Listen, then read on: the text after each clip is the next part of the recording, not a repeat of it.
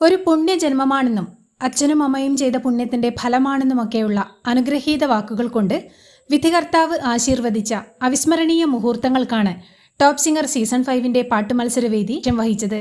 ആലാപനത്തിലെ പിഴവുകൾ അടക്കം സ്വയം മനസ്സിലാക്കുന്നത് പ്ലസ് പോയിന്റ് ആണെന്നാണ് മുതിർന്ന വിധികർത്താവായ MG ശ്രീകുമാർ വിലയിരുത്തിയത്.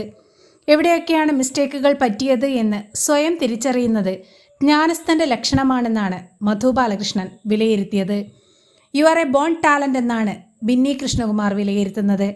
പറഞ്ഞു പഠിപ്പിക്കാൻ സാധിക്കാത്ത ഭാവങ്ങൾ അന്തർലീനമായ ശബ്ദമാണെന്നും ഏത് പാട്ട് പാടിയാലും ജനങ്ങളുടെ ഹൃദയം തൊടുമെന്നുമാണ് ബിന്നി കൃഷ്ണകുമാർ നിരീക്ഷിക്കുന്നത്.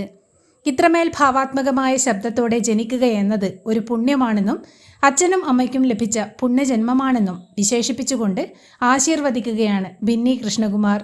ഹൃദയം ദേവാലയം എന്ന അതുല്യഗാനത്തിന്റെ ഭാവാത്മകമായ ആലാപനത്തിലൂടെ തന്റെ ഇൻബോൺ ടാലന്റ് ഒരിക്കൽ കൂടി അടയാളപ്പെടുത്തിക്കൊണ്ട് ടോപ്പ് സിംഗർ സീസൺ 5 സ്വന്തം അണ്ണനായ ദേവദർശാണ് അനുഗ്രഹീതമായ വിലയിരുത്തലുകൾ സ്വന്തമാക്കുന്നത്.